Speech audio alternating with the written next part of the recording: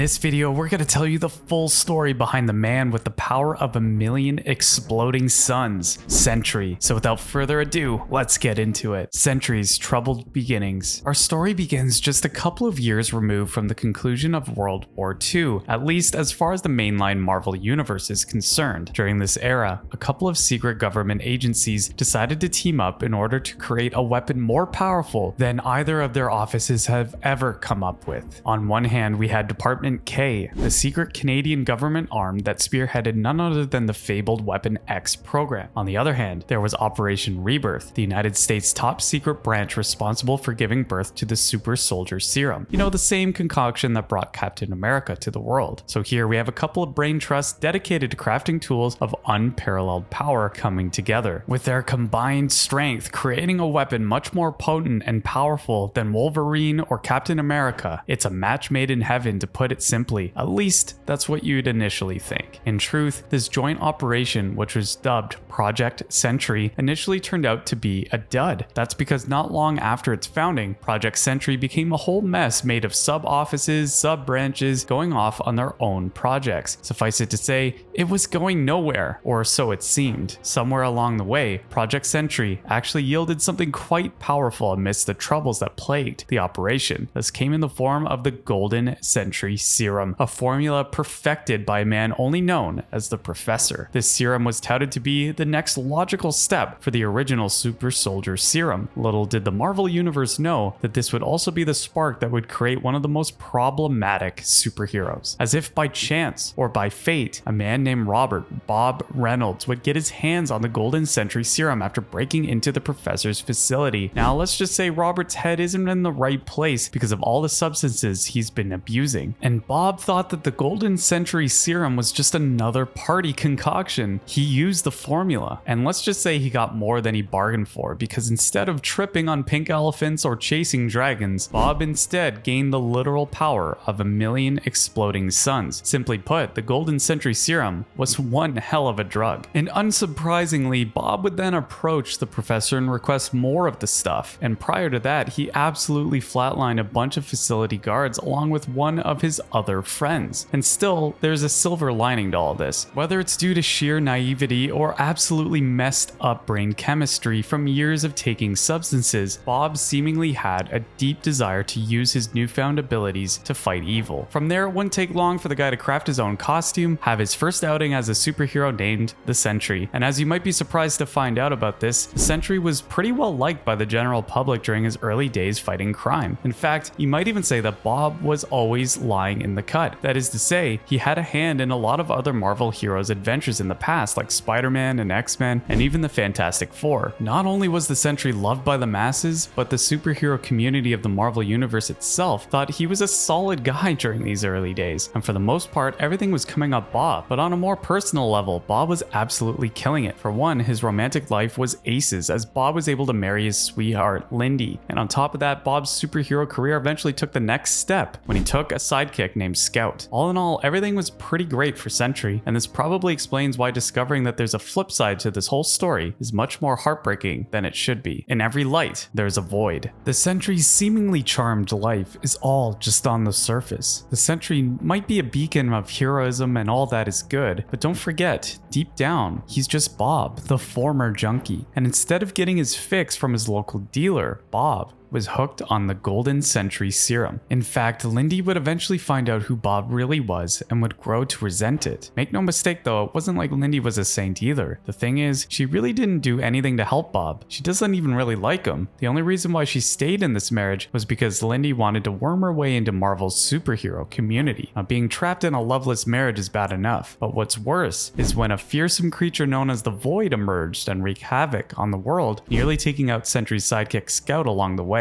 He even manipulated the mean green machine Hulk into decimating the population of Manhattan. So yeah, these were not good times for Bob. It's only made worse when you find out that the Void, the Sentry, and Bob are all one and the same guy. It just so happens that the Void is his dark side, which manifested in absolutely lethal ways. That's because Bob is also a schizophrenic. Here's the thing though, you might have noticed that the Sentry has been around since Marvel's early days, but no one seems to recognize or remember him. While you have the House of Ideas media's good old-fashioned tendency to retcon their characters for that. The reason no one knew the Sentry before his introduction into the Marvel Universe was because, according to his lore, he teamed up with Doctor Strange to make everyone forget that he ever existed back when the Void emerged and sowed chaos in the world. This effectively put the Sentry on indefinite hiatus, but on the bright side, it also made the Void disappear. Don't get it twisted though, since Bob isn't the only one solely responsible for the emergence of the Void. You see, back then, he had this arch villain called the General, who then managed to abduct Bob. The General then placed a so-called mind virus inside Bob's head with the help of the supervillain Mastermind. Now, this mind virus pretty much aggravated Bob's mental state, which ultimately gave rise to the Void. And in a really meta twist, the Sentry's story goes that he managed to plant his memories inside real-life comic book creator Paul Jenkins, who then used Bob's memories to create the comics where the Sentry appeared. It's something to say the least. But Marvel's attempts at meta storylining aside, Bob's world would then run again across trouble when the Void came back after regaining his memories. As you'd expect, the Sentry's dark side absolutely wrecked house and even took out scores of D-listers from She, also known as the superheroes of Europe. During this time, Bob would seek the help of his former allies and friends in Marvel's superhero community. In the end, the Sentry would be aided by Reed Richards, aka Mr. Fantastic, to banish the Void again by making everyone forget the Sentry's existence once more. Earth's most unstable Avenger.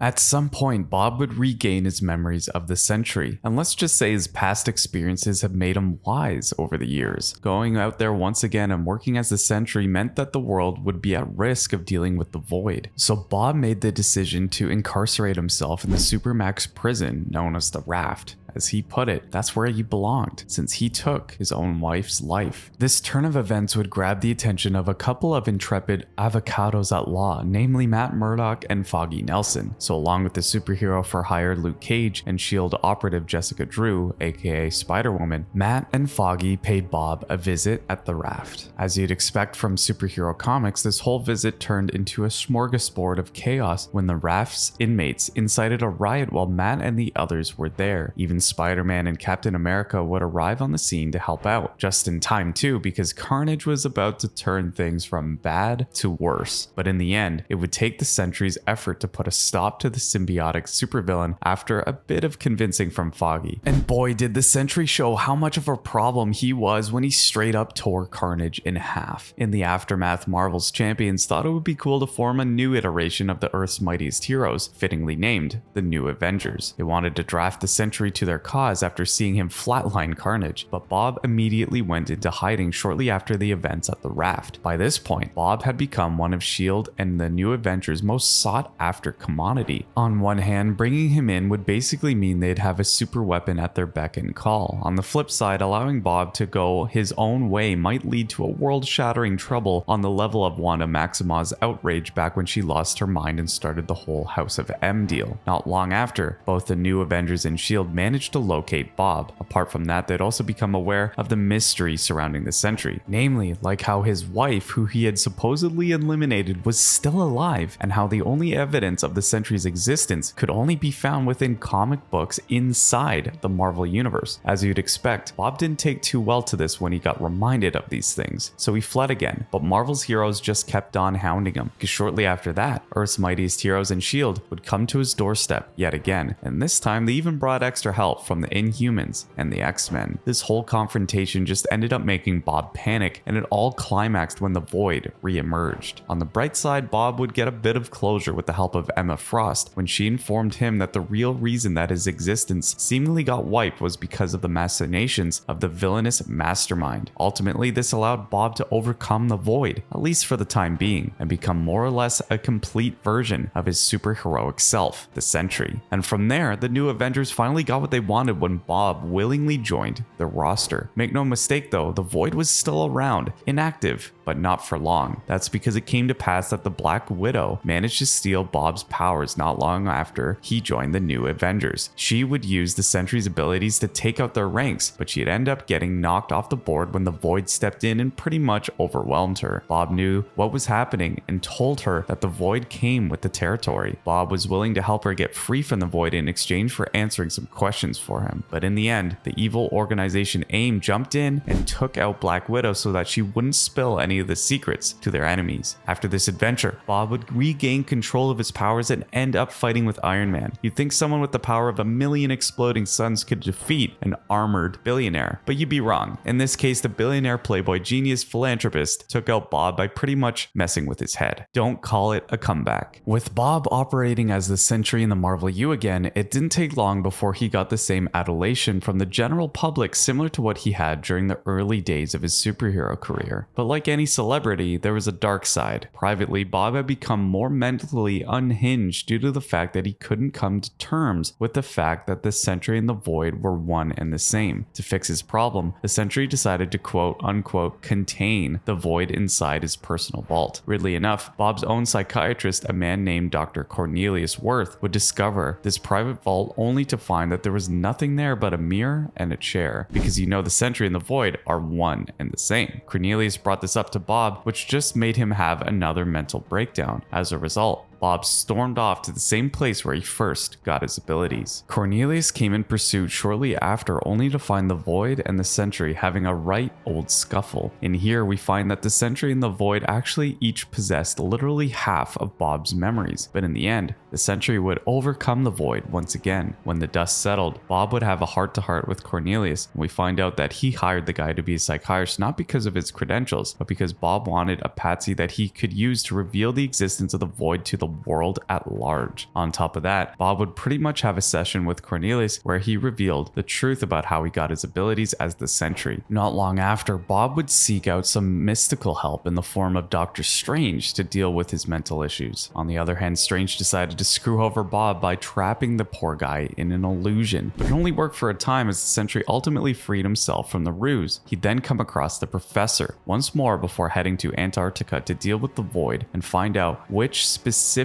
memories of Bob's dark side he possessed. And it was here that the Void revealed how the Golden Sentry Serum was just like a pure uncut version of the Super Soldier Serum that brought Captain America to the world. But here's the thing, the Golden Sentry Serum was so potent that it turned Bob's blood into a potent base to create more of this Golden Sentry Serum. After finding out about all this, the Sentry then chose violence and literally hurled the Void into the sun. Of course, this wasn't the last time we'll be seeing Bob's evil alter ego. The rise, fall, and fury. Bob's tenure in the New Avengers would come to an end by the time Marvel's first Civil War rolled around. During this period, the Sentry decided to align himself with Tony Stark and his pro-superhero registration party, which put him in direct opposition against his old team. In fact, it wouldn't take long before the Sentry had to confront his old New Avenger pals, but instead of taking on the proverbial gloves and going on to an all-out brawl with his fellow heroes, the Sentry took the high road and exiled himself on the moon. Forget about any more alone time though, as the Inhumans immediately noticed his arrival. On the bright side, the Inhumans ultimately welcomed the Sentry with open arms. And hey, Bob even got to hang around with Crystal, who was his ex-girlfriend. It wouldn't take long, however, before Tony himself paid the Sentry a visit to recruit him to those pro-registration cause. Bob would agree to formally side with Iron Man in the end. As part of the pro-registration party, the Sentry would play an instrumental role in subduing none other than Wolverine himself, bringing a blow to the Captain America's anti-registration faction. Eventually, the Sentry would get drafted into Tony's newly formed Avengers team, branded as the Mighty Avengers. As a Mighty Avenger, Bob would be seen as an unpolished gem. On one hand, he's an absolute unit on the battlefield, but he was not as disciplined as the other heroes on the roster, mainly because of his mental health issues. Still, the Sentry showed time and time again that he was a force to be reckoned with, such as when he went toe-to-toe with Ultron's then latest iteration of saving the entire S.H.I.E.L.D. Hell carrier from crashing on the face of a mountain. In this same adventure, Ultron would even try to succeed in making Bob lose more of his marbles by taking out Lindy, his wife. This ended up backfiring on Ultron though, as Bob got all aggro and almost literally took the cybernetic villain's head off after learning this gruesome development. Curiously enough, Bob was able to revive Lindy after he and the other Mighty Avengers defeated Ultron, but like a true hanger-on, Lindy didn't thank Bob for bringing her back to life. Instead, she pleaded with Tony to try and convince the armored Avenger to take Bob out before he eliminates all of them. So yeah, Lindy isn't really wife of the year material. Not long after that, Bob would find himself in the same time-hopping adventure along the likes of Tony Stark and Doctor Doom after a symbiote infestation spiraled out of control. Then came the World War Hulk storyline, where the Sentry proved how much of a liability he could be for the rest of the Marvel Universe when he refused to join the battle against the Jade Giant and his army. Marvel's very own champions would take a number of L's against the Mean Green Machine before Bob finally decided to ignore his hangups for a bit and join the fray, especially when the Hulk tried to manipulate the shady superhero cabal known as Illuminati into tearing each other apart. As you'd expect, the Sentry arrived right in time and not so jolly Green Giant to have a classic superhero on superhero fight. For the most part, Bob did really well fending off the Hulk. The problem was the Sentry got a little too into it and ended up losing his grip on his abilities. As a result, the Sentry's battle with the Hulk caused billions of dollars in property damage. And it was pretty anticlimactic too, because the fight ended with a draw after the two combatants ran out of juice. In the end, the Sentry turned back to his original self, aka Bob, while the Hulk transformed into Bruce Banner. After some time, the Sentry would once again come face to face with the Void during the Secret Invasion event. Well, to be specific, the Vision shape-shifted into the Void, just to mess with Bob's head. It works super well too, because it ended up triggering a panic attack within the Sentry, who then shot himself into space until he reached Saturn. And if that wasn't enough, Bob actually transformed into the Void shortly after this, as he arrived on Earth to find out that the Skrulls had nearly completely taken control of New York. Bob would rush to his home base to witness Lindy being set upon by superpowered Skrulls. So like the good husband he was, he defeated the shape-shifting aliens and saved his wife. But as we already established, Lindy doesn't really like Bob too much, and rather than thanking her husband for once, she decided to nag Bob and basically tell him that she preferred the Void over the Sentry. After some time, Norman Osborn would pretty much take control of the world when he became the director of S.H.I.E.L.D. during the Dark Reign storyline. He even went so far as to establish his own version of Earth's mightiest heroes, a team called the Dark Avengers. Bob would become part of this questionable crew after Norman promised to help him with his mental health issues. As a member of the Dark Avengers, Bob would pretty much become Norman Osborn's unwitting enforcer, as the dastardly villain pointed him towards targets who Norman himself deemed a threat to his rule. Eventually, Emma Frost would try to help Bob lose the Void by trapping it within her mind, but it ultimately failed. The silver lining here, on the other hand, was that Bob was able to seemingly shake off the Void and return to Lindy. Now, we know it sounds like we've been ragging on Lindy this whole time, but to be fair, she did have a point to feel just a tad terrified of being trapped in a marriage with someone as bonkers as Bob. This all came to a head when Lindy straight up took out Bob with a ray gun after reuniting with him. Oh, but that was a wrong move, Miss Lindy, because not long after that, Bob would be resurrected, and this time he fully submitted himself to the Void. In fact, Bob was ready to put Lindy 6 feet under after what she did to him. Still, Bob did his best to not let the Void completely consume him and have him take out his wife. And even though Bob's history is spotty at best, you can't deny that the guy tries time and time again to do the right thing. To save Lindy from the Void, Bob took it upon himself to fly into the sun and take himself out before the dark side could do anything to his wife. Too bad though, because even the Red Giant is not enough to destroy Bob. To make matters worse, the Void managed to take over fully and completely control Bob's mind on their way back to Earth. To put a stop to the chaos, Norman Osborn jumped on the scene and finessed his way into bringing the Void to his side. It worked too, as Norman promised the Void that he would help him create the world he longed for, one where Bob and his wife did not exist. Sometime later, Bob would have a lethal fight with Marvel's very own Greek god of war, Ares. Say what you will about the Sentry's mental state, but the guy knows how to throw down. In fact, Bob showed us just how much of a unit he is when he tore Ares in two, a display that made even the shady members of the Dark Avengers rethink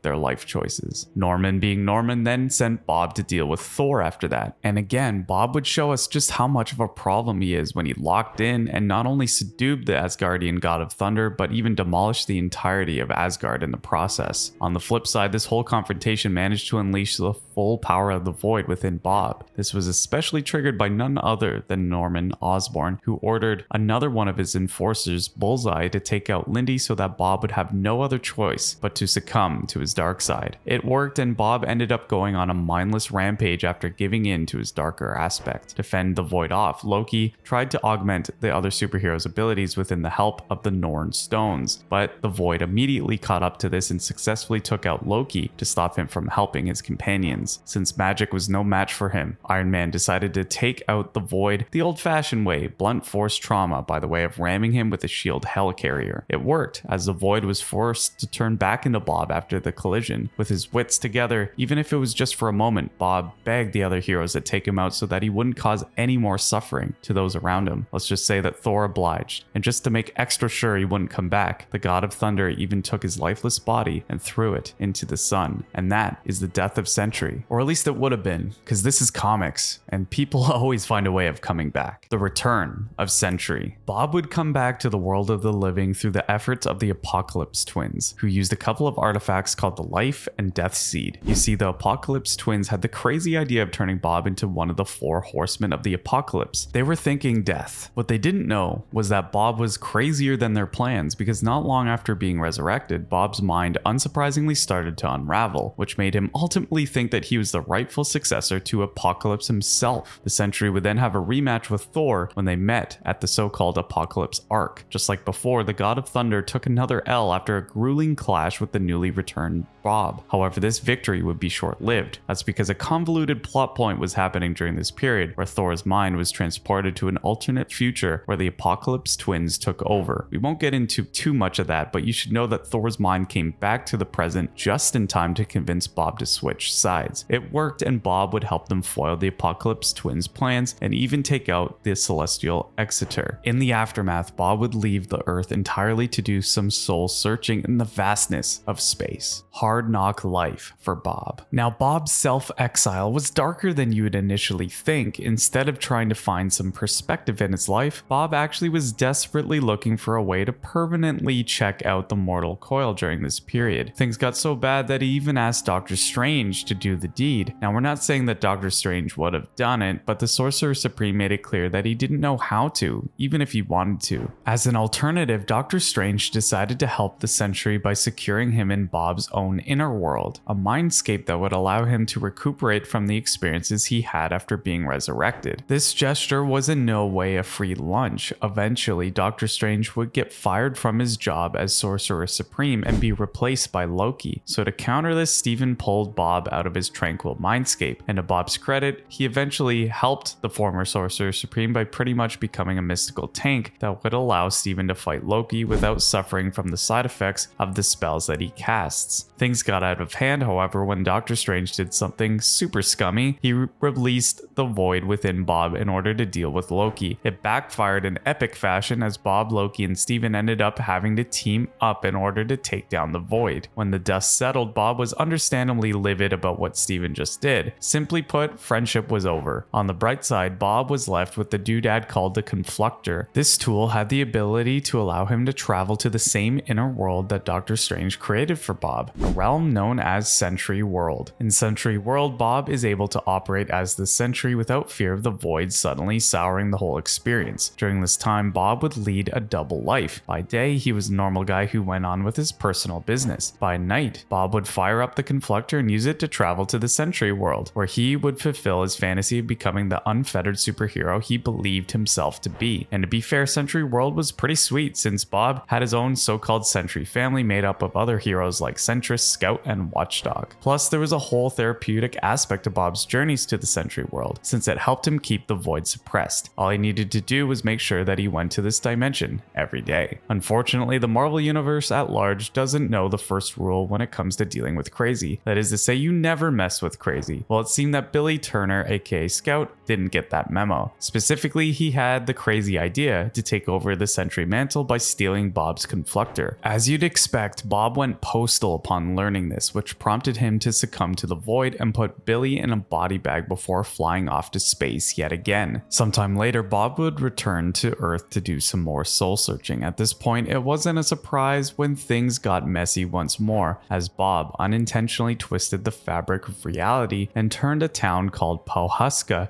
into a wellspring of bad vibes. It would take the efforts of Black Panther and his Wakandan agents to solve this problem and help Bob get rid of the negative energy coursing through him. In the aftermath, the Sentry felt so embarrassed by the whole ordeal that, you guessed it, he ran away once more. Poor Bob would re-emerge shortly after that. This time, he approached Reed Richards for help in finding a way that would allow him to permanently get rid of the Void. Reed obliged, but the prognosis was dire. As it turns out, there was no way Bob could separate himself from the Void, meaning that the Sentry was cursed to have his dark side along with him forever. Reed's working theory was that splitting the Void from the Sentry wasn't allowed under the physical laws of Earth 616, so he came up with the bright idea of sending Bob to the negative zone in hopes that they could remove the Void there. Inside the negative zone, Bob would get bombarded with cosmic rays, which would ultimately succeed in splitting him from his darker half. But there was a price. Bob was free from the Void, but he also lost the powers as the Sentry. To make matters worse, Bob was marooned inside the negative zone. After some weeks, the Silver Surfer would arrive and help Bob take down the Void by fusing with him. We also learned that the Void made power moves inside the negative zone during the intervening weeks, which allowed him to lead his very own army from the dark dimension known as the Cancerverse. In order to prevent these evil emissaries from spilling over to Earth 616, Mr. Fantastic took it upon himself to gather as many heroes as he can. On top of that, he came up with a plan to merge Bob back with the Void and have him stop the Cancerverse from invading the world. The problem was that the Void wasn't the true leader of the Cancerverse. In the end, the cosmic superhero Nova had to step in and absorb the encroaching Cancerverse fires. Bob, who is now back as the Sentry,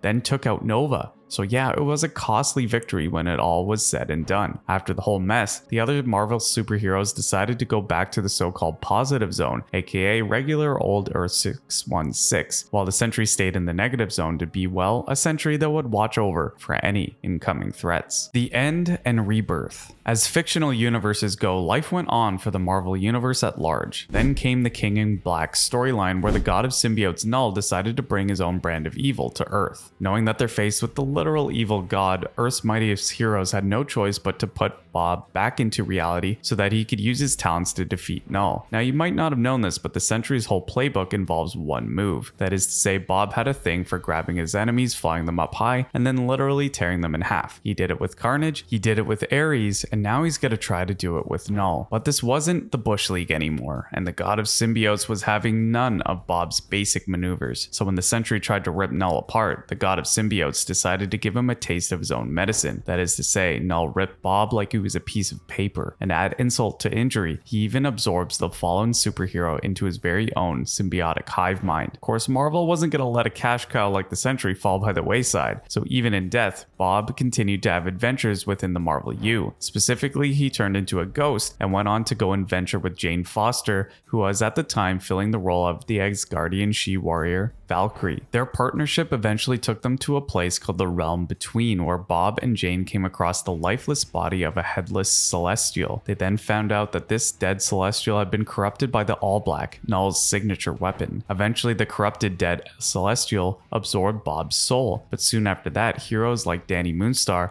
and the OG Valkyrie, Brunhide, would cast a spell that freed the dead Celestial from All Black's influence. This in turn freed all the souls it had absorbed, including the Sentries. And with that, Bob's soul finally found peace, and he happily walked to the other side. Around the same period, Wilson Fisk, aka the Kingpin, managed to become elected as the mayor of New York. To top his approval ratings, Wilson decided to form a team of reformed villains to help him locate the Sentry's body and use it against Null. This team managed to secure Bob's lifeless body, and boy, Bob just couldn't get a break. His remains would pass hands and eventually come under the possession of a mystical villain group calling themselves the Blasphemy Cartel. Blasphemy Cartel would then use Bob's corpse as a vessel for 100 million crazy souls, and then rebranding the Sentry as a creature called the Revenant Prime. Unfortunately enough, the Blasphemy Cartel's desecration of Bob's remains would not last long, as the combined might of mystical heroes Doctor Strange and Clea managed to destroy Revenant Prime along with the Blasphemy Cartel's base of operations. By no means this was the end of the Sentry saga, though, as various random private citizens would end up absorbing bits of the late superhero's powers after it got scattered. We won't get too much into the nitty-gritty of it, but all you need to know is that one guy from the Blasphemy Cartel meanwhile, managed to steal the Sentry's essence and use it to blast unwitting people with it. As a result, the people who were hit acquired small bits of the Sentry's powers. One of these people was named Ryan Topper, and he had the mentality that he wanted to collect them all so he could become the new Sentry. So what he did was he decided to eliminate all the people who absorbed fragments of Bob's essence. His absolutely bonkers plan was foiled when the last remaining fragment carrier, Mallory Gibbs, used her newfound abilities to stop Ryan's rampage. And well, let's just say that the Sentry stopped being a singular figure and went on to become a legacy title from here. That's because Mallory pretty much became the torchbearer for the Sentry, proving herself to be the rightful heir to the mantle. Although she opted to go by the superhero codename Solaris, there's no denying that Mallory had been set up by the Marvel Universe to be the new Sentry, and hopefully she won't be as unhinged as her forebear.